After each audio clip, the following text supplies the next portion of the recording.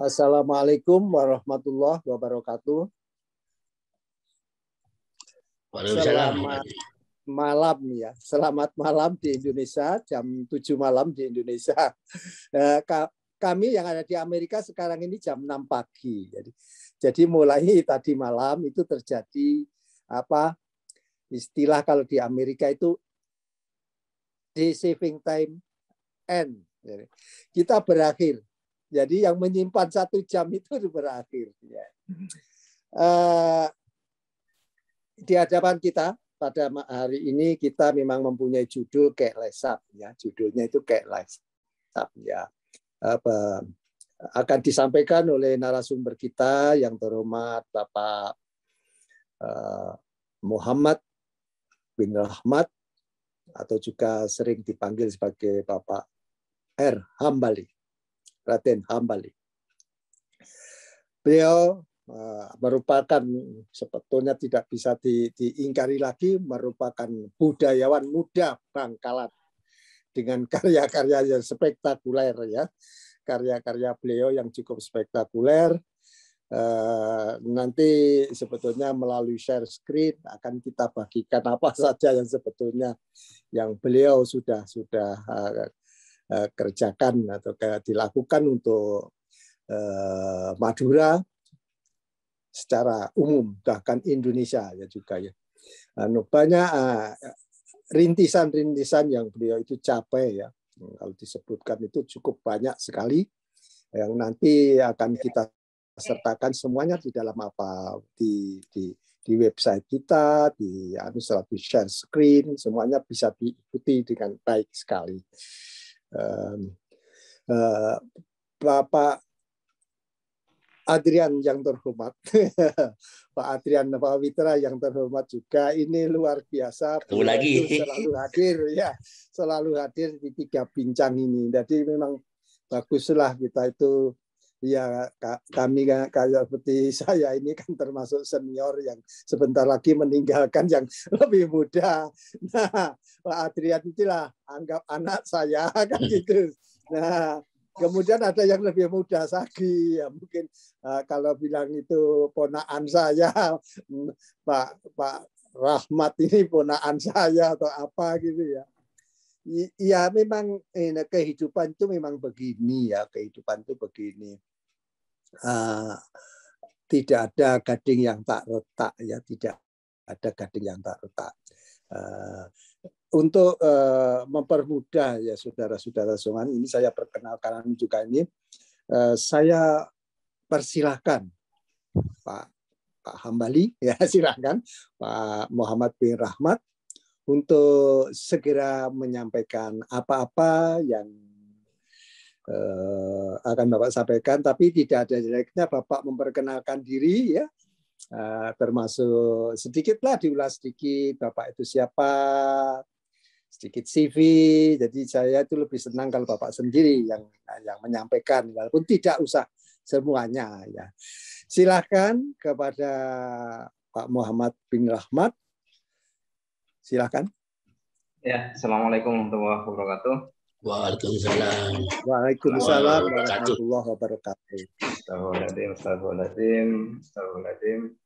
Alhamdulillahirrahmanirrahim, kita bisa bertemu meskipun jalur online.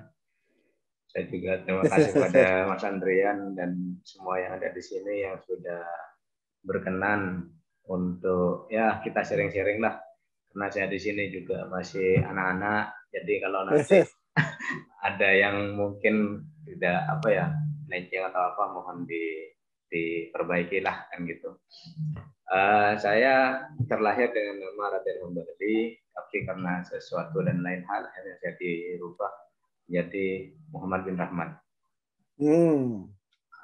Saya lahir di Bangkalan, alhamdulillah sampai sekarang ada di Bangkalan.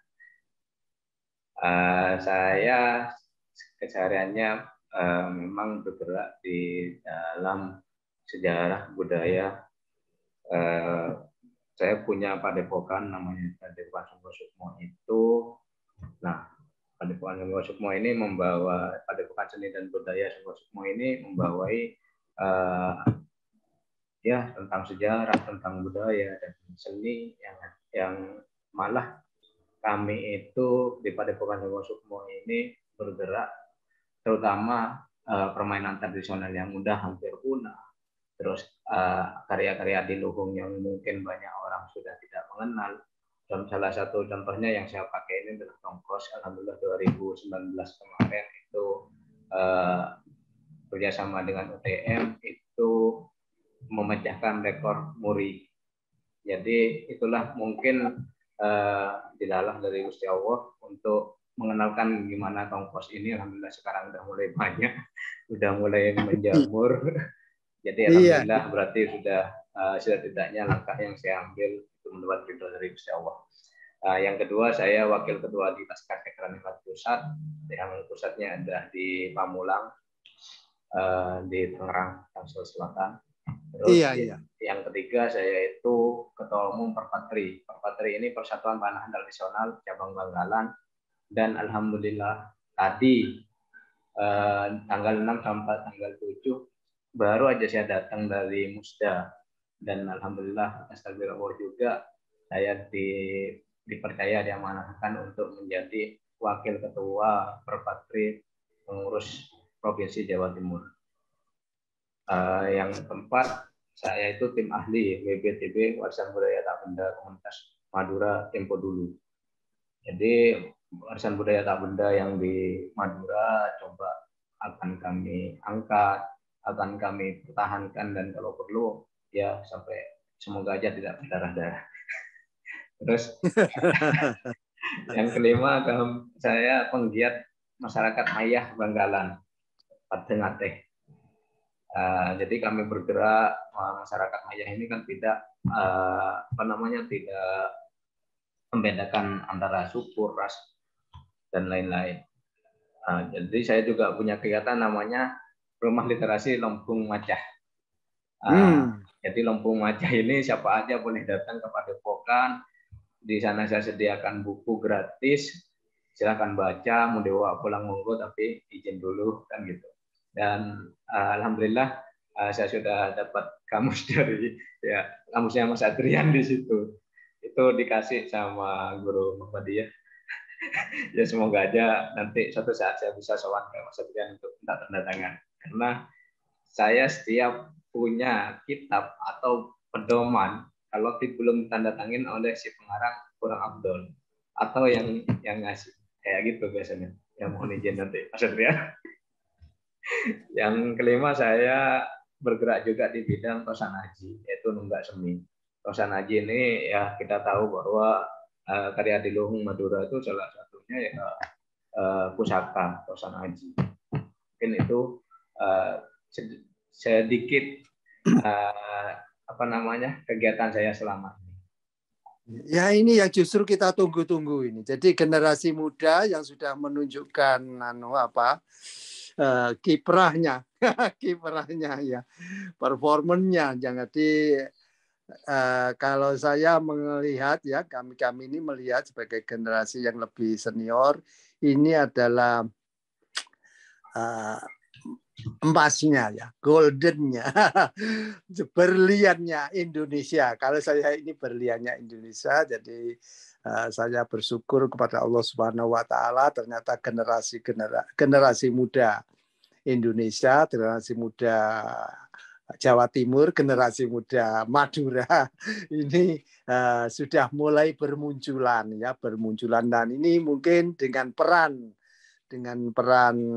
Pak Rahmat atau Pak Ahmali ini bisa, ini penting, bisa memberikan semangat kepada ini anak-anak yang lebih muda, generasi yang muda, bahkan ya nggak apa-apa, generasi yang lebih tua itu jadi menambah ilmunya dengan fasilitas, dengan inisiatif yang lebih muda.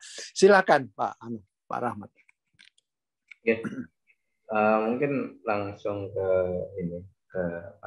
mungkin ada slide-an atau saya baca yang di saya. Iya, boleh. Siap. Yang kayak lesap ya. Sebenarnya ya seperti yang saya sampaikan tadi, kita bahas kayak lesap ini sebenarnya menarik. Kenapa menariknya? Kayak lesap banyak peninggalannya, bukti-bukti artefaknya banyak. tim telusur baik itu dari Magelang Memori atau tim telusur yang selama ini bergerak itu banyak peninggalan-peninggalan yang diklaim itu peninggalannya Kiai Lesap, malah kalau kata orang Madura disenget gitu. Disembunyikan. Disenget, maksudnya Dikeramatkan, Pak. dikeramatkan. Keramat. Iya, itu banyak. Nah, berarti kan keberadaan Kiai Lesap di sini memang benar-benar ada. Ya, seperti yang saya bilang tadi juga bahwa di Kabupaten Sumeneb kita berkunjung ke pendopo Sumeneb pun akan ada di situ daftar penguasa Sumeneb. Ya salah satunya Kiai Lesap meskipun 1 tahun kan gitu.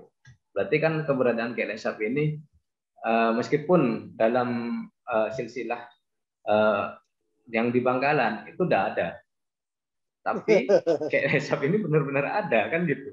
Jadi yang menarik kalau menurut saya. Ya, tapi memang ini justru yang perlu dibahas ya, perlu dibahas. Kalau kita mau berjiwa terbuka, tidak apa-apa generasi itu membetulkan jalannya sejarah. Ya. Tidak apa-apa. Sama dengan yang terjadi di negara kita ini, banyak aturan yang sebetulnya aturan itu digunakan, walaupun aturan itu tidak relevan dengan pemerintah yang sekarang ini. Pemerintah kita itu kan pemerintahan yang merdeka, Negara Kesatuan Republik Indonesia. Tapi banyak sekali aturan-aturan yang masih menggunakan aturan yang dulu kita pernah dijajah Belanda ya. Kita itu masih menggunakan, bahkan itu peraturan itu adalah buatan Daendels. Daendels itu orang Perancis. Jadi kita itu menggunakan aturan Perancis. Jadi misalnya pemerintahan desa itu sekarang itu masih menggunakan aturan lama gitu. Tapi nggak apa, silakan. Iya, siap. Jadi kita langsung aja mungkin ya untuk Lesap. Saya sebenarnya kita sebelum kayak Lesap, mungkin kita mohon izin untuk, karena ada beberapa dalam penyebutan orang Pocong sendiri pun Lesap, karena memang kayak ini kan sebenarnya suatu penghargaan dari orang-orang bahwa ya beliau meskipun muda tapi disepuhkan, akhirnya timbullah nama kayak gelar kayak. Soalnya orang-orang Pocong sendiri daerahnya kelahiran beliau itu saya pernah ketika banyak literasi sejarah tutur terutama di Bangkalan ini bahwa Kiai Lesap itu gini, Kiai Lesap itu, akhirnya saya berinisiatif, saya coba untuk menelusuri langsung ke daerah beliau yang di daerah Pocong. Nah, di situ orang-orang Pocong menyebutnya Lesap kayak gitu. Nah, jadi yang saya bilang tadi, masyarakat desa Pocong di Teraga itu bertutur bahwasanya Lesap ini putra dari Nyai Pocong dengan penambahan cakra ningrat atau cakra di ningrat 5. Jadi Lesap kecil ini mempunyai dianugerahi pengetahuan yang lebih daripada teman-temannya, di mana Lesap kecil ini pada waktu itu sudah pengetahuannya ya pintar lah gitu, sesuatu langsung bisa, baik itu ilmu kanuragannya, pencaksilatnya apa itu dibanding teman sebayanya pada waktu itu di desanya udah ya lebih kan gitu. Akhirnya si Lesap ini pernah, karena dalam hatinya dan juga teman-temannya nanya terus, siapa orang tuamu, maksudnya ayahmu, bapaknya kan gitu. Akhirnya pada suatu hari Lesap ini nanya ke ibunya, Pak Syerah Rahman Haftinah kisah pernah menulis. Artinya bahwa Kiai Lesap ini nanya ke ibunya bahwa siapa ayah saya. Sampai saat ini saya tidak pernah ketemu dengan ayah saya tidak pernah merasakan kayak teman-teman sebaya saya, teman-teman di desa ini nangis pun saya harus nangis sendiri atau ke ibu, nggak pernah nangis ke, maksudnya memadul katanya orang Madura, kayak bapak kan gitu, neser. Akhirnya karena didesak terus, akhirnya si ibu ini ngasih tahu bahwa ayahmu itu seorang ratu, ratoh raja, ratoh Bengkala. Akhirnya karena untuk mengobati rasa penasarannya dan juga rindunya pada sang ayah, Esap ini akhirnya berangkatlah ke ibu kota Bangkalan. Pada waktu itu kalau Cakradiningrat 5, Cakradiningrat 5 Panembahan Sidomukti ini keratonnya sudah dipindah ke kota. Berarti lumayan dekat daripada waktu keratonnya Cakradiningrat 4 yang di Sumedang, kayak gitu. Jadi kayak Lesap ini berjalanlah awalnya ingin masuk ke kota raja atau maksudnya ke keraton ini bagaimana caranya gitu. Disitulah kayak Lesap ketemu dengan seseorang yang bernama Ki Jabantaka. Ki Jabantaka ini yang akhirnya membimbing kayak Lesap ya, gimana cara berkuda yang benar, merawat kuda yang benar. Dan ini Ki Jabantaka ini sudah ngerti bahwa wah ini bukan anak muda biasa. Suatu saat kalau di yang saya dikasih oleh tim Prof. Surahman, di sini juga ada Mas Andrian, ternyata di situ bahwa ada seekor kuda yang mengamuk kan gitu. Barulah di situ barulah di situ si anak ini Esap ini bisa menjinakkan sehingga ketemu sama raja. Nah, itu kan iya suatu ini kan suatu jalan dari Gusti Allah bahwa gimana seseorang bisa ketemu sama dengan hatinya kan gitu. Jadi seorang ayah bisa ketemu anaknya, bisa melihat. Akhirnya si ayah ini, nah, kamu siapa? Dari mana? Akhirnya Esap ini bilang, saya anaknya Pocong. Tetapi disitulah Panembahan Sidomukti itu dilema. Mengapa? Dilemanya yang pertama, kalau beliau mengakui Esap, otomatis Esap harus masuk dalam tatanan keraton. Tapi kalau dia tidak mengakui, otomatis beliau akan berdosa sebenarnya pada Gusti Allah. Karena Panembahan Sidomukti ini juga Islam. Akhirnya disuruhlah Esap ini untuk tinggal sama Ki Jabantaka dan juga di daerah Jagan.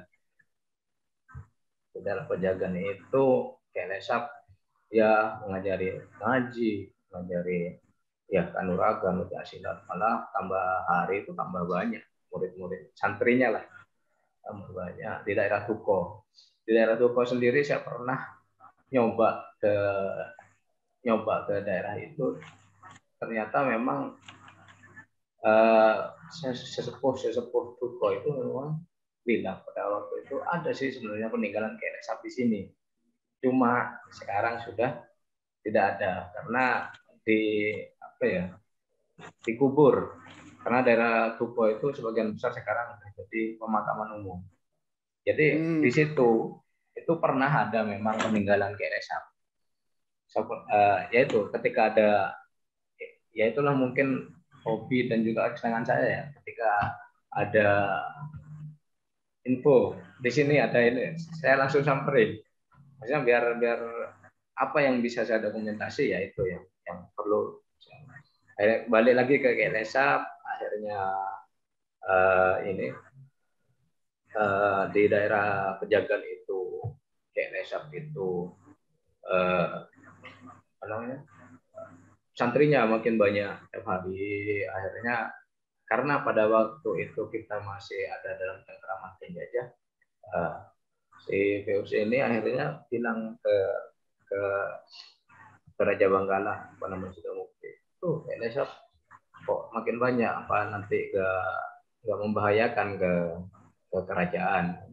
Akhirnya ya itulah dilema juga apa namanya Sidomukti. Dan juga ada sejarah tutur yang menyatakan ketika Panembahan Sidomukti itu pernah datang ke Pejagan. Beliau pengen tahu gimana anaknya, gimana. Akhirnya beliau berdua ini saling bercengkrama, maksudnya ya disambutlah gimana anak menyambut ayah, terus mengutarakan bahwa gimana saya ini kan anaknya putranya jenengan sampai sekarang belum diakuni kan gitu. Akhirnya si Panembahan Sidomukti ini Cakrawala 5 ini dawuh ke Lesap, cong mon lakar bentang anak bukti aki daerah mau bukti nah kotuh nak doake kapi meturir ya, maksudnya Lesap itu di Panembahan Sidomukti itu bilang ke Lesap, kalau kamu memang anak saya, buktikan dengan cara kamu bisa menguasai semua Madura ini. Nah, akhirnya dengan tantangan itu Lesap mulai menepi, menyendiri Musemedi di Kampek, di Gunung Kampek, daerah Tunjung itu. Nah di sana banyak, memang banyak ketika tim-tim telusur ya, salah satunya yang saya kira kemarin gambar itu ada bekas kaki kuda dari Lesap, tempat pertapaannya itu banyak di situ. Akhirnya ketika beliau sudah juga di Kampek itu juga udah banyak santrinya atau ya pengikutnya. Akhirnya beliau karena dengan tantangan itu, akhirnya beliau berangkatlah ke timur, yaitu menguasai daerah Sumeneb kayak gitu. Nah, jadi Lesap itu memerintah Sumeneb itu 1 tahun, itu 1749 1750. Itu pada waktu itu yang menguasai Sumeneb rajanya Raden Alsa. Ya, Raden Alsa. Raden Alsa yang bergelarnya itu yang lucu adalah Pangeran Lolos. Mengapa dinamakan Pangeran Lolos? Nah itu, saya pada waktu itu nanya ke sejarawan Sumeneb dan juga yang di museum lah sana, mengapa dinamakan Pangeran Lolos? Maksudnya gelarnya Raden Alsa ini. Dikatakan bahwa mengapa dinamakan Raden Lolos? Karena pada waktu Lesap menyerang Keraton Sumeneb, beliau berhasil meloloskan diri. Yang disebut Pangeran Lolos. Nah, gitu. Jadi ya itu memang Lesap ini berarti memang benar-benar ada ya peninggalannya, dan juga yang ke Sumeneb itu ada di daftar raja-raja yang pernah memerintah Sumeneb kan gitu. Balik lagi ke ya saya bilang cerita, memang ini cerita tapi peninggalan Lesap banyak. Yang penting semangatnya sebenarnya, semangat bahwa Lesap ini gimana tawaduknya kepada seorang ibu, dia gak pernah mengeluh pada ibu, hanya pengen tahu gimana ayahnya. Itu yang perlu kita saat ini melihat Lesap dari sisi itu. Akhirnya berangkatlah Lesap itu setelah di Sumeneb, berangkatlah terus ke barat. Nah yang menarik, mengapa kayak Sumeneb, Pamekasan itu sama Lesap berhasil ditaklukkan, yang Sampang ini mengapa enggak? Itu yang menarik sebenarnya. Jadi karena pada waktu itu memang Sampang sama Bangkalan kan masih satu wilayah, Madura Barat. Tetapi saya juga akhirnya timbul dalam hati itu, mengapa Sampang ini tidak ditaklukkanlah, maksudnya kan gitu. Akhirnya saya berangkatlah ke Sampang, ketemu sama budayawan Sampang, sesepuh Sampang juga pada waktu itu. Selempang, maksudnya Selempang itu Elebetin. Jadi pada waktu di Sampang ini dilebetin, itu yang kalau referensi ada cerita rakyat, ada cerita-cerita juga bahwa Sampang ini karena Sempangen, jadi Sampang.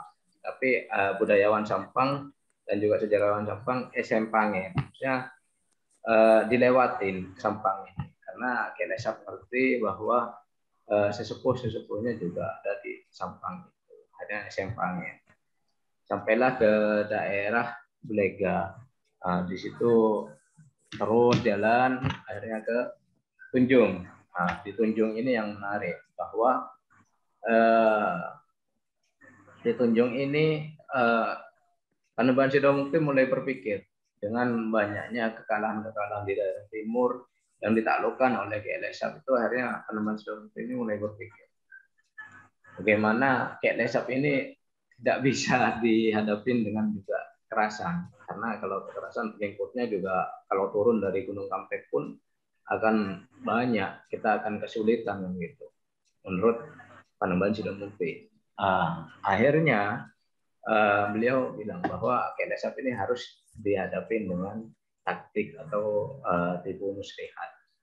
Jadi ketika waktu itu orang-orang Tunjung, benteng Tunjung pada waktu itu memang ada benteng Tunjung itu, meskipun mungkin dari dinas terkait belum, tapi pernah tim itu menemukan suatu tatanan batu bata kuno di daerah Tunjung itu, bahwa memang diperkirakan bahwa di situ memang benar ada benteng dan bangunan-bangunan kuno, maksudnya tatanan-tatanan batu bata itu. Akhirnya di daerah Tunjung itulah dikibarkanlah dikibarkanlah bendera-bendera putih yang menandakan bahwa Kelesap berpikir, bendera putih, apakah Kang Rama, misalnya Bapak atau Raja Bangkalan itu sudah nyerah kan gitu. Akhirnya ada yang menyampaikan ke beliau bahwa Raja Bangkalan sudah nyerah. Itu ditandakan dengan Tunjung, bendera putih. Akhirnya Kelesap, ya sudah, kalau memang gitu, kalau memang ayah menghendaki kayak gitu, saya juga akan menghentikan peperangan ini. Dan untuk menyambut Kelesap, ini Raja Bangkalan, yaitu ketika untuk menyebut Kelesap, akhirnya si Raja Bangkalan ini menggunakan taktik, yaitu mendatangkan truk Tayuban yang dari Gresik, yang sindennya itu ya cantik lah. Akhirnya terpesona Kelesap itu. Masuklah beliau, ya itulah laki-laki Madura. Jiwa Maduranya muncul kan gitu. Ria. Akhirnya beliau juga pasukannya terlena, Kelesap juga terlena dengan Tayuban itu. Akhirnya di Gredet Anim, kalau kita nyebutnya orang Bangkalan itu Gredet Anim, di anunya CP1 itu Satria. Nah disitulah Kelesap itu ada yang menyatakan sejarah tutur itu ditusuk dengan bukan tombaknya prajurit pada waktu itu, tapi disambutlah dengan Panembahan Sidomukti, tetapi langsung ditikam dengan Senenggala. Ada beberapa literasi yang menyatakan kayak gitu. Literasi lain bahwa ketika Kelesap maksudnya udah lengah, baru prajurit membunuhlah Kelesap kan gitu. Nah, kita mohonlah mana yang benar. Kalau saya ya silahkan mau pakai yang mana kan gitu. Akhirnya ketika itu moksah, Kelesap langsung moksah, tetapi terdengarlah suara pada waktu itu, mohon maaf, lagu kelaban badah kul ompul kelaras gedang dari temor gajah tantenah sengkok lah datang boleh saya bakal males ada itu kalau di bahasa Indonesia kan nanti di kemudian tahun apabila ada datang suatu bendera kelaras itu daun pisang yang kering robek-robek dari sebelah timur daya, maka itu tandanya bahwa aku telah datang untuk membalas kepadamu. Nah, tetapi yang menarik di sini mungkin balik lagi ke Tunjung tadi. Tunjung tadi kan ketika Kek Lesa berhasil masuk ke ibu kota pada waktu itu melalui Benteng Tunjung, ya, benteng yang pertama yang di Tunjung itu kan banyak prajurit yang bilang Bengkalan, Bengkalan. Nah, maksudnya itu gebeng akal, gebeng akal. Berarti kan bahwa orang Bangkalan ini gebeng akal, maksudnya banyak akalnya kan gitu. Bahwa akal itu apa ya? Iya, iya, iya, iya. Ya pintarlah untuk siasat kan gitu. Pintar ya. Jadi ya ada yang bilang Bangkalan itu Bengkalaan, ada yang gebeng akal itu ya kita tidak bisa bilang bahwa itu salah, enggak, malah ini menambah hasanah bahwa kita orang-orang terdahulu kita, orang junjung kita itu bahwa itu udah apa ya memang pintar-pintar kan gitu, bahwa ya contohnya Mas Adrian, Prof. Surahman yang di Amerika ini kalau nggak pintar ya nggak mungkin kayak Mas Adrian bisa menciptakan kamus bahasa Indonesia 9 tahun Mas. Ya gitu kan, itu masuk Bangkalan, gebeng akal kan gitu. Nah, itu balik ke Tunjung ya ketika wafat pun maksudnya moksa itu kan prajurit Bengkalan, Bengkalaan itu katanya. Cuma kan kita berdasarkan prasasti ada yang 91242 kalau nggak salah itu ditemukan yang berjangka itu bahwa prasasti Bangkulon kan gitu. Berarti kan masalah Bangkalan ini itu kan memang ya yang namanya cerita dari eyang-eyang kita, bahwa ada yang bilang Bengkalaan itu ada yang jadi Bengkalan, terus gebeng akal tadi itu jadi Bengkalan.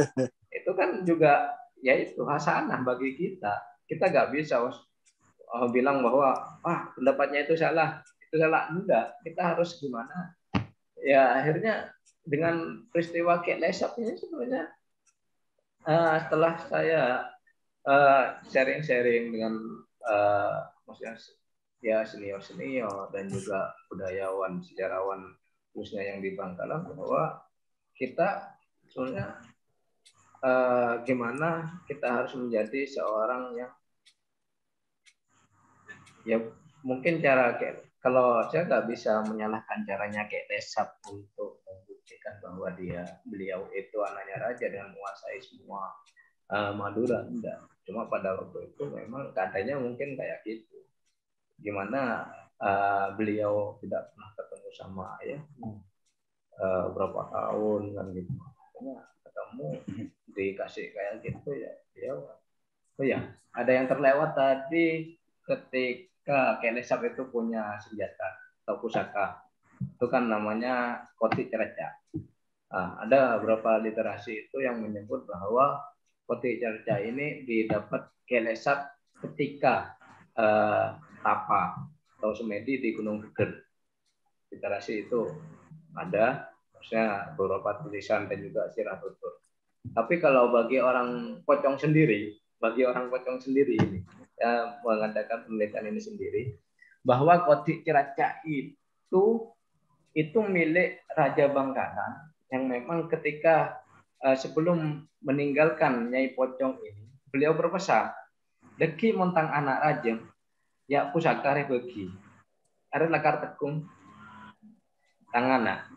Jadi ketika Kek Lesap itu mau menemui ayahnya, si ibu ini, Nyai Pocong ini ngasih ke Kek Lesap, "Ini Cong, ini nak amanah dari Raja Bangkalan bahwa kamu pakai ini pusakamu kan gitu." Itu yang di Pocong ini nggak bisa kita pas. Jadi ketika saya mengadakan penelitian ke sesepuh Pocong bahwa Koti Cerca ini memang pusakanya yang diamanahkan oleh ayahnya untuk diberikan pada Kek Lesap. Jadi Koti Cerca ini kan pusaka yang memang bisa terbang. Dalam beberapa literasi dan sejarah tutur pun bisa terbang. Jadi ketika Kek Lesap berhadapan dengan prajurit banyak, tinggal aja. Kalau yang di Pocong itu menyebutkan bahwa ketika KLSA pengen menggunakan pusaka itu, tinggal maunya musuhnya ada di barat. Maka KLSA akan menghadap ke barat sambil menghentak tanah 3 kali. Angkat jong, berangkat pusaka itu. Itu yang dikatakan orang-orang pocong. Nah itu yang menarik. Kemana sekarang pusaka itu? Kan gitu. Apakah ikut moksa ataukah pusaka itu diamankan oleh sang ayah karena itu pemberian sang ayah pada anaknya kan gitu. Itu yang menarik. Tapi sampai saat ini pun kita pusaka-pusaka Madura pun ya dibilang legenda ya legenda karena kita nggak tahu. Meskipun Kote Ciracas ada beberapa teman pasangan yang mengatakan Kote Ciracas kayak ini, Kote Ciracas kayak itu. Tapi alhamdulillah sampai saat ini saya tidak untuk Kote Ciracas ini pun mungkin hanya ilustrasi ya mungkin dari lelaku beberapa teman-teman pasangan haji bahwa menyatakan bahwa ini Kote Ciracas bentuknya kayak ini. Kita tidak pas wah itu bohong, tidak, silahkan karena itu bisa menambah hasanah bahwa Kote Ciracas itu memang pernah ada dan pernah digunakan kan gitu. Saya kemarin jadi kirimin teman-teman tim telusur dekat ini yang mengadakan penelitian tentang peninggalan KLSA juga di daerah Burne. Iya, Burne di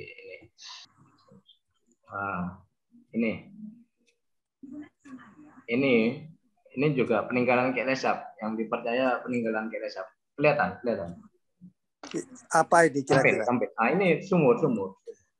Jadi ini sumur yang sumur ya. Iya, sampai saat ini digunakan oleh masyarakat. Jadi ini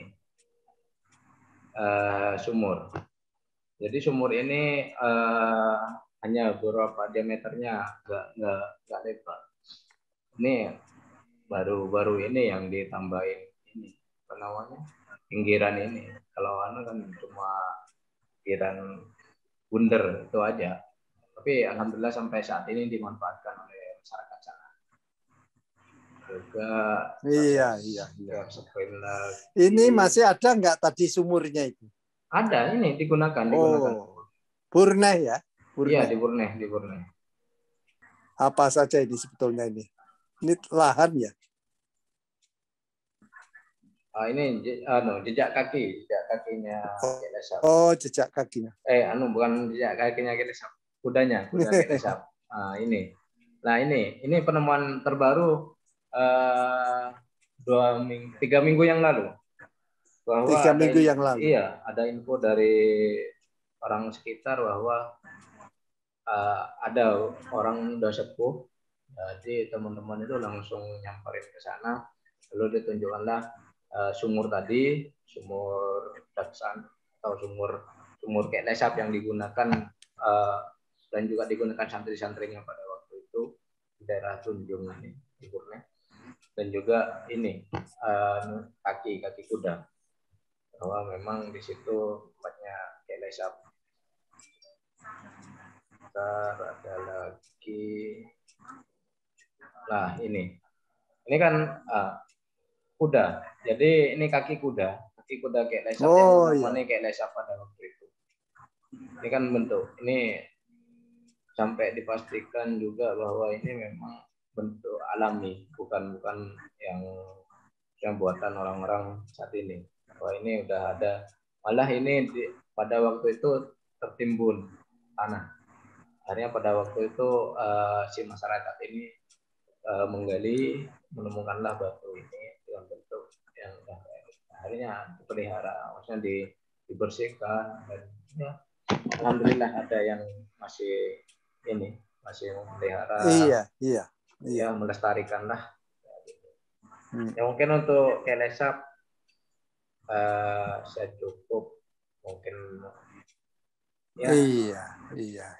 Untuk materinya mungkin kita bisa sharing-sharing dan juga mungkin ada pemaparan dari saya yang kurang.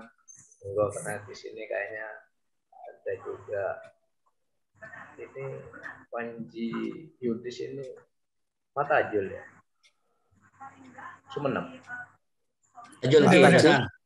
Assalamualaikum warahmatullahi Terima kasih. Ini terima kasih Pak Adrian. Ini terima kasih juga kepada Pak Rahmat ya, atau Pak Hambali. Ini dengan berbagai kelebihan dan kekurangan kita ini yang ada ini, bahwa nanti semua materi akan ditambahkan. Termasuk nanti mohon izin Pak Adrian, nanti saya juga akan memasang salah satu lagu ya dari Pak Adrian Pak Witra. Saya memberi kesempatan kepada Pak Adrian ini tadi kan misalnya mendengarkan dan mengikuti Dan itu termasuk KLSAP di satu sisi adalah fakta. Fakta ini nggak bisa diingkari sebagai rakyat, kita sebagai rakyat juga ya. Wah, ini harus dibenarkan jalannya sejarah ini kalau mau. Tapi di satu sisi secara politik juga, kita kadang menghadapi ya, secara politik artinya di kenegaraan, di kerajaan, nama pimpinan itu kayak tercemar gitu ya. kayak kenyataannya kan memang begitu bahwa iya itu kan selir ya, ibaratnya selir yang ada di pojok. Silakan Pak Adrian. Ya, terima kasih. Assalamualaikum warahmatullahi wabarakatuh. Waalaikumsalam warahmatullahi wabarakatuh. Terima kasih atas kesempatan yang diberikan kepada saya. Menarik sekali kalau berbicara dengan cerita tentang KLSAP, karena dari kecil saya sudah banyak mendengar tentang desa ini. Justru saya juga dari tahun 88 itu saya sudah mengumpulkan beberapa literatur tentang KLSAP. Memang ada 4 lah saya punya. Terakhir saya punya dari Leiden, Pak Prof. Leiden, ini bagus ini. Ya, itu berbahasa Jawi kuno. Nah, kebetulan saya punya teman yang memfasilitasi untuk menerjemahkan. Itu sudah, alhamdulillah sekarang sudah terjemah ke bahasa Jawi kuno. Dan di situ kami menemukan bahwa ada sesuatu yang menarik. Mungkin belum ada di literatur yang lain, bahwa penyerbuan KLSAP ini memang sudah ternyata sampai Bangkalan gitu loh. Dan benteng yang ada di Bangkalan sekarang ini itu pernah dikuasai oleh KLSAP. Di salah satu baris di manuskrip itu. Itu yang pertama. Memang banyak fakta-fakta baru yang kita dapati gitu.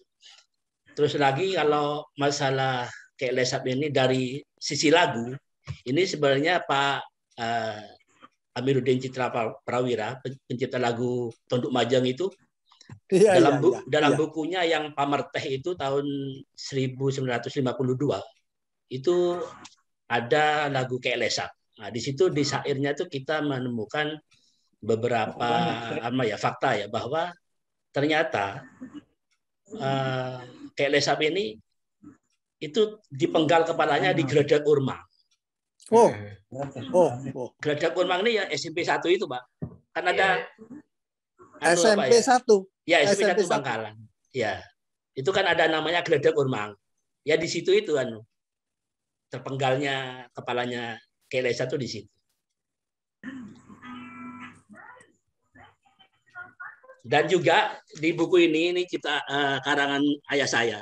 Ini KLSAP Lanceng Pocong. Itu ternyata ditemukan bahwa nama asli, nama bangsawannya KLSAP ini adalah Partosudiro. Ya juga bagus. Ya, itu mungkin teman-teman yang lain ya. Partosudiro ini nama bangsawannya. Itu di buku ini disebutkan bahwa ini adalah hasil bukan literasi, ini memang dari yang juga sepuh Bangkalan itu mengatakan KLSAP ini sebenarnya adalah namanya Partosudiro, yang mana memang menunjukkan beliau dari keturunan bangsawan. Ya memang tidak bisa dipungkiri bahwa KLSAP adalah putra dari Cakra Adiningrat kelima gitu. Jadi nanti mungkin mungkin kapan-kapan Mas Aang nanti kita bedah yang dari Leiden ini Siap, Ini siap. temuan Alhamdulillah menarik ini. Iya, siap. Nah, ini Wah, menarik. Jawi kuno memang anunya. Tahunnya saya juga kurang paham, mungkin bertahun 1800-an lah. Iya. Ini ada saya Wah, apa, ini buku ini memang hanya beberapa ya, 30 lembar, 30 halaman. Alhamdulillah sudah ditranslate ke bahasa Jawa. Nah, ini saya kan nggak bisa bahasa Jawa, nggak ngerti juga. Jadi harus ada seorang pakar yang bahasa Jawi kuno itu bisa nanti mentranslate ke bahasa Indonesia. Itulah harapan saya nanti. Mungkin kalau ini sudah tertranslate, mungkin kita dapat menggali informasi yang lain tentang KLSA. Itu mungkin nanti harus. Ya, nanti mungkin saya kirim ke Pak Dim juga anunya nanti. Yang dari Leiden itu biar sama-sama punya. Gitu aja, Pak.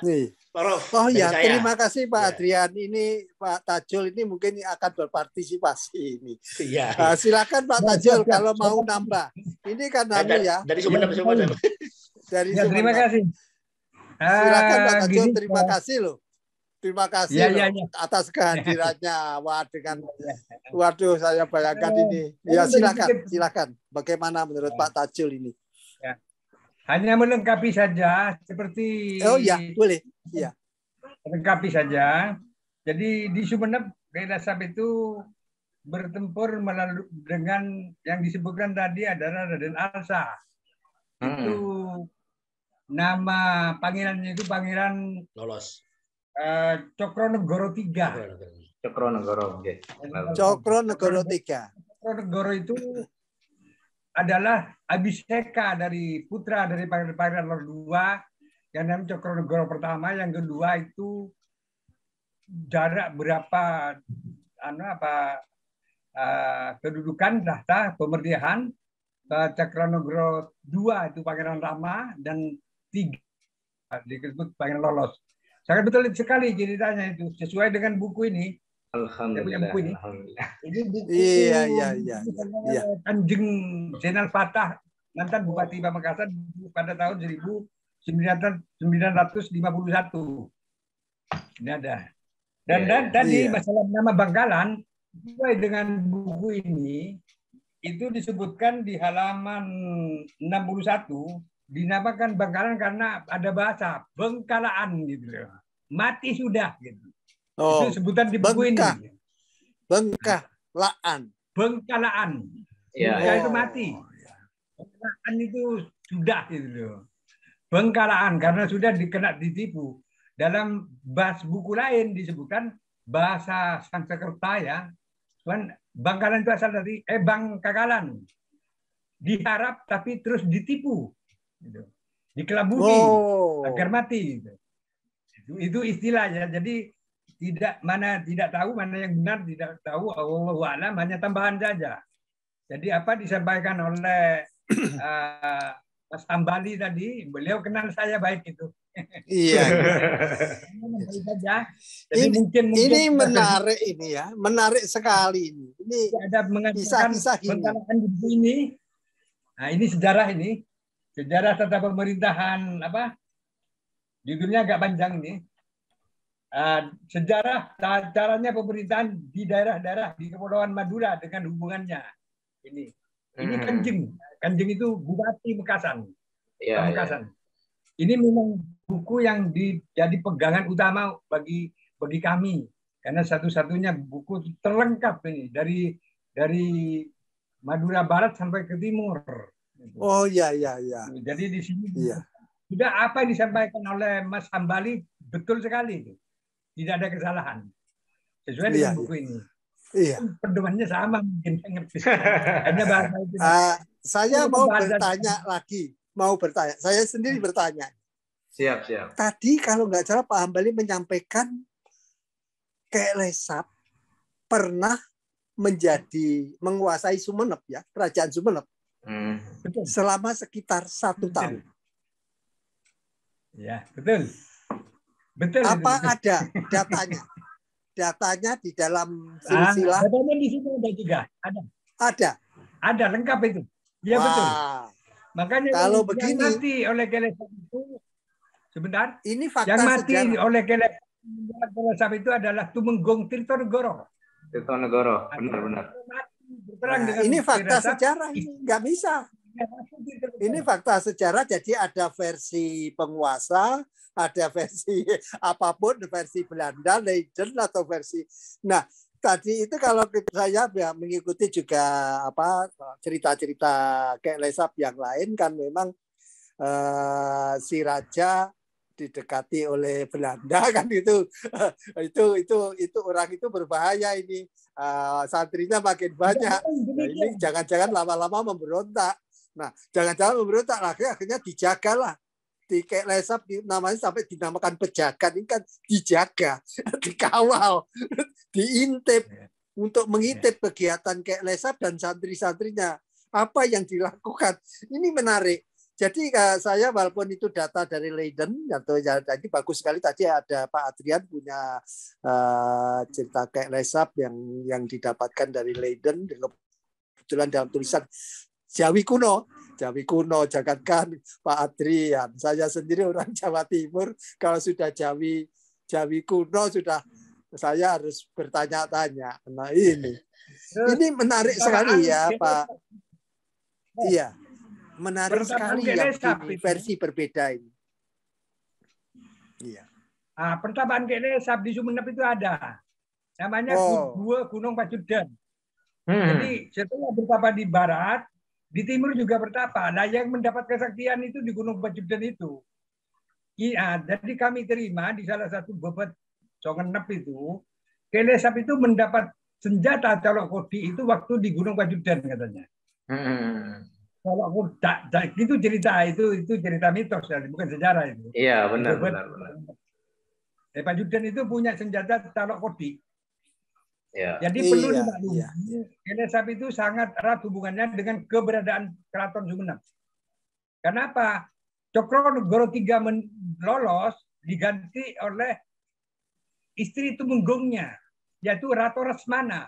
Setelah itu menjadi raja, menjadi ratu, kawin dengan Bendero Saud. Benar. Jadi banyak. Jadi Kelesap itu menurut pendapat saya itu fakta sejarah. Menurut pendapat saya itu memang betul demikian. Waduh, terima kasih ini Pak Adrian ini. Ya. ini ya. Jadi Pak Adrian ini yang Jawi kuno tadi Pak ya.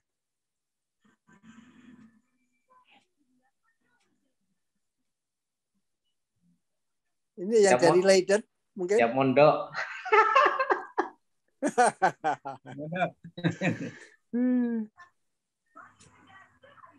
Suaranya Mas Adrian. Coba suaranya dihidupin.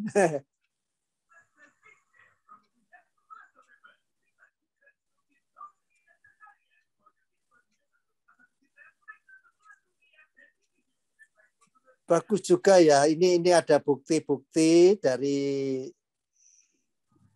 tempat yang lain, dari Leiden ini, walaupun tulisannya kalau saya juga bingung juga kalau suruh membaca. Ya kalau tadi dikatakan Jawi kuno gitu, wah sudah. Jawa yang modern saja sudah bingung saya.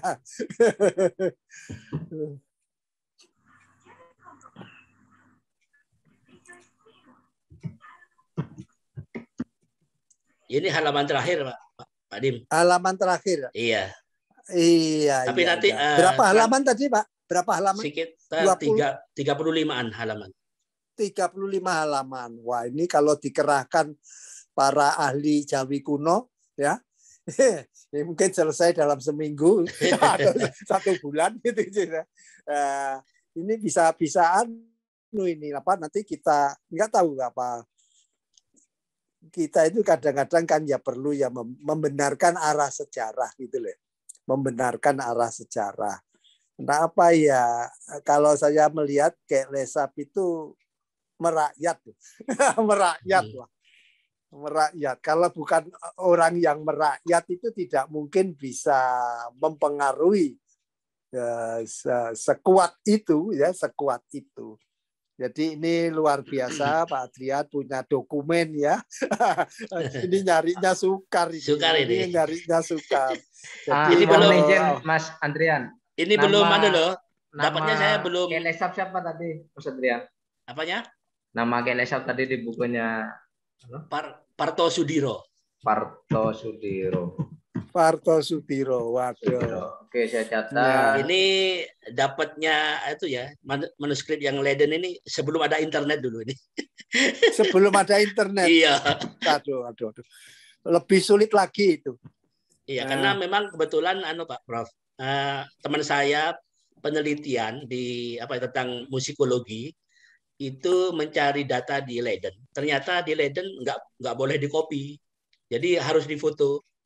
Jadi berapa tumpukan buku Madura itu? Saya kira penyebabnya itu juga kemampuan manuskrip itu sendiri kalau digeser bisa rusak. Bisa rusak, ya. Jadi teman saya itu dengan telaten memfoto tiap-tiap halaman itu. Wah, itu sudah luar biasa ini. Jadi saya nggak minta oleh-oleh yang apa, ya minta oleh-oleh literatur saya waktu itu. Itu aja Pak Tim dari saya. Mungkin yang lain yang mas-mas yang lain. Iya. Ini bagus sekali ya, Yang dari Leiden tadi. Itu kita pakai sebagai bukti menampilkan di dalam podcast ini. Kemudian Pak Tajul paling tidak difoto halaman depannya saja ya, atau beberapa halaman.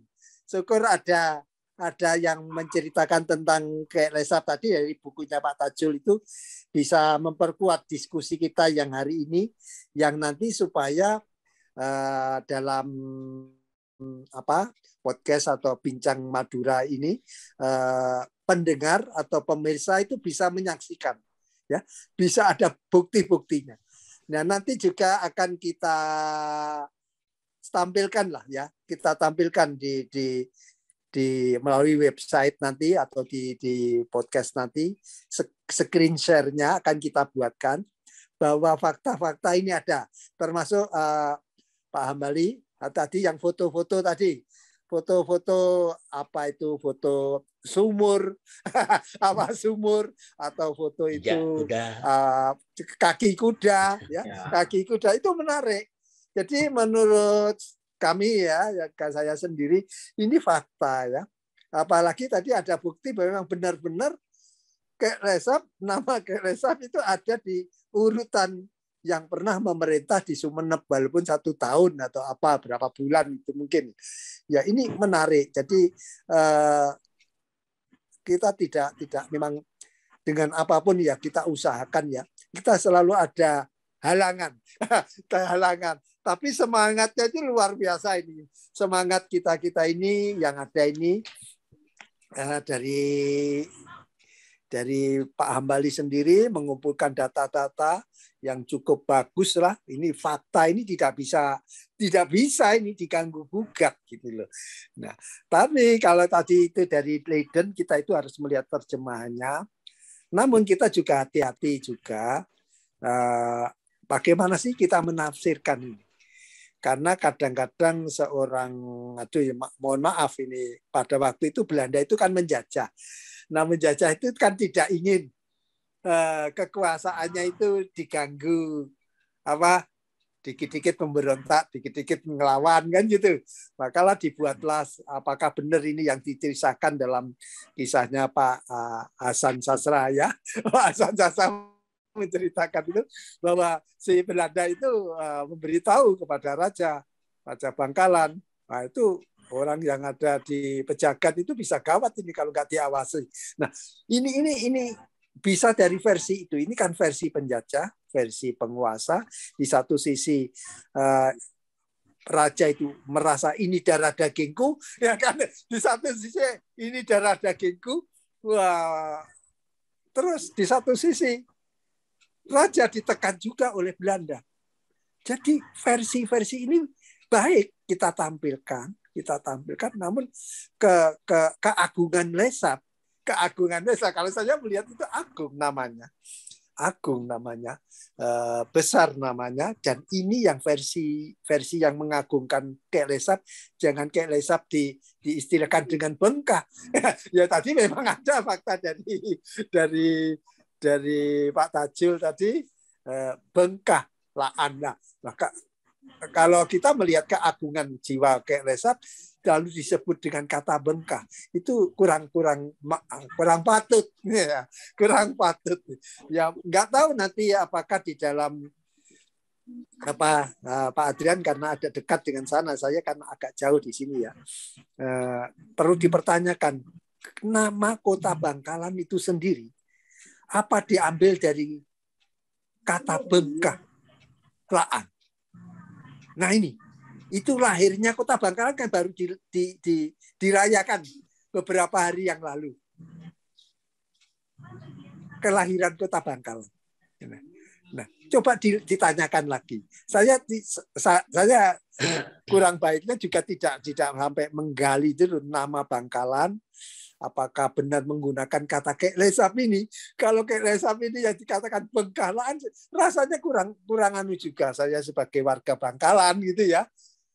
Ingin menambah Pak Prof, bisa sebentar ya, tentang nama Bangkalan.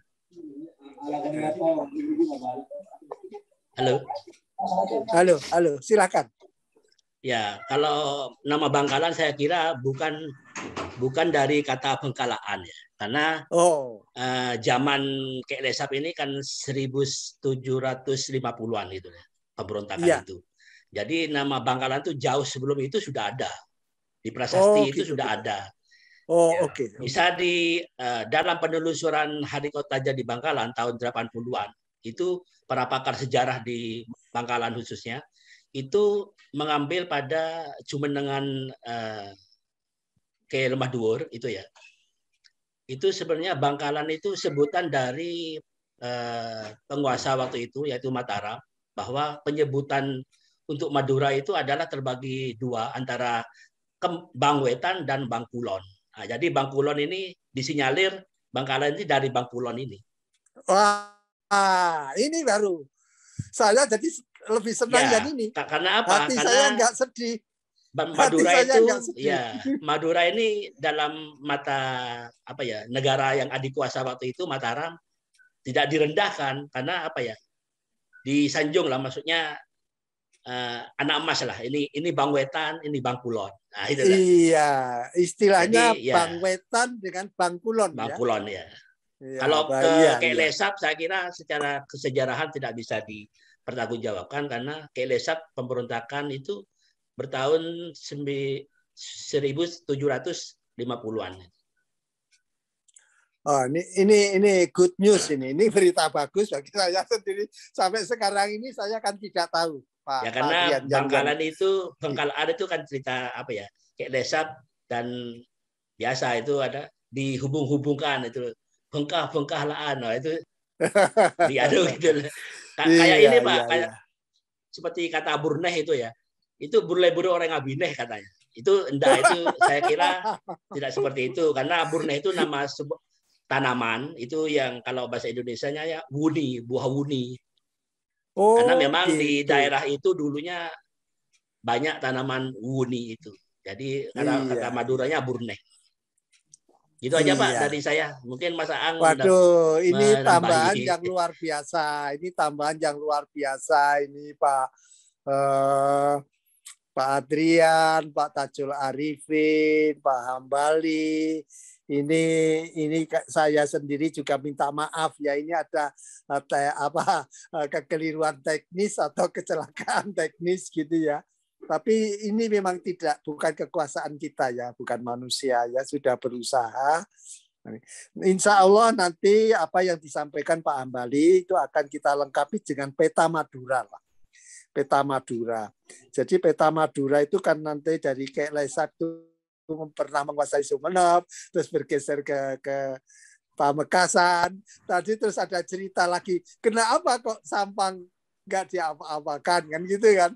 Nah, karena Sampang pada waktu itu dianggap ada masuk wilayah Bangkalan. Nah, ini bagus dengan adanya peta. Jadi kalau ada orang luar negeri ingin mempelajarinya, oh ini petanya Pulau Madura itu di sini, Bangkalan itu posisinya di sini, Bangkalan posisinya sini, Sumeneb posisinya di sini, dari Sumeneb ke menuju Pamekasan itu ya sebetulnya cukup jauh gitu.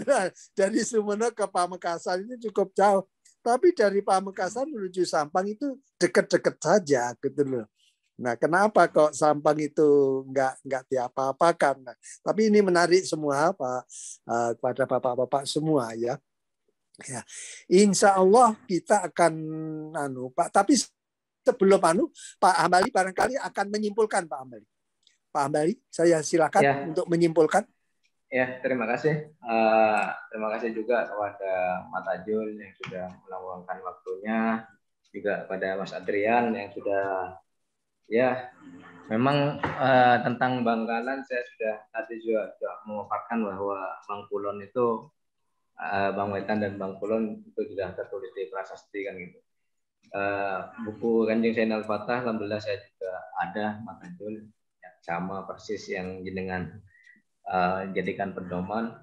Jadi kalau menurut saya kayak lesap ini bukan masalah kalau cerita-cerita selama ini memang kebanyakan itu kan cerita kayak lesap diciptakan oleh penjajah kan gitu.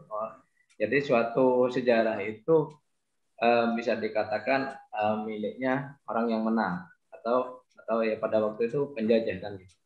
Tetapi mengapa kayak lesap pada waktu itu sebenarnya ada beberapa juga sejarah tutur yang menyatakan kayak lesap itu bukan hanya untuk membuktikan pada ayahnya bahwa ini adalah anakmu kan gitu. Tapi juga kayak lesap itu melihat penderitaan rakyat pada waktu itu. Gimana di Bangkalan itu rakyatnya banyak dibodohi, banyak dikuasai oleh VOC atau Belanda pada waktu itu. Akhirnya kayak lesap menghimpun suatu kekuatan yang siap berperang bagaimana Bangkalan ini akan keluar dari hegemoni VOC atau Belanda pada waktu itu. Dan memang ini juga berpengaruh ketika zamannya Panembahan Sidomukti akhirnya keluar dari hegemoni Mataram atau memisahkan dari kekuasaan Mataram, makanya berubah dari Cakraningrat akhirnya berubah jadi Cakra Adiningrat. Nah, kan gelar itu awalnya kan Cakraningrat, akhirnya ketika Panembahan Sidomukti akhirnya berubah jadi Cakra Adiningrat. Itu juga kita ada andil dari Kelesa pada waktu itu bahwa banyak orang-orang Bangkalan akhirnya menyadari bahwa kita itu banyak dibodohi oleh para penjajah. Jadi kesimpulannya apapun cerita tentang Kelesa selama itu membawa kebaikan bagi kita, ya kita harus terima kan gitu. Karena tidak selamanya sejarah tutur itu salah. Tidak selamanya mungkin bagi para akademisi jadi folklore, ya kan? Kebanyakan para akademisi itu bilang, wah itu folklore. Tapi kalau folklore, mengapa di Sumeneb juga tercatat kayak lesap, kan gitu. Jadi apapun kayak lesap, baik tidaknya selama itu, ya karena itu juga berpengaruh pada sejarah yang di Bangkalan. Mari kita terima itu dengan baik dan benar. Mungkin dari saya, Assalamualaikum warahmatullahi wabarakatuh. Oke, terima kasih. Terima kasih kepada bapak-bapak semua, Pak Hambali, Pak Tajul, Pak Adrian, dan juga pemirsa yang mungkin hanya bisa mendengarkan ya, atau melihat nanti podcast ini. Insya Allah akan kita sambung lagi dengan tambahan-tambahan ya. Jadi nanti di dalam kenyataannya setelah kita upload akan lebih lengkap dari yang sekarang ini ada, karena kita masih ada keterbatasan kesulitan teknis ya. Bapak-bapak dan semuanya saja ya. Saya tutup sekali ini, semoga saja semuanya ini bisa bermanfaat untuk kita semua. Kita bisa mengenal dan memperkaya budaya Madura ini, budaya bangsa kita ini. Ternyata kisah-kisah ini adalah kisah-kisah kepahlawanan, kisah-kisah yang perjuangan, yang sebetulnya bisa memberi semangat kepada generasi generasi penerus. Ya. Saya tutup sekian. Saya ucapkan terima kasih. Assalamualaikum warahmatullahi wabarakatuh. Salam sejahtera untuk semuanya. Salam Mas Tajul, Mas Adrian. Matur sekalian. Oke, Terima kasih. Ya. Terima kasih.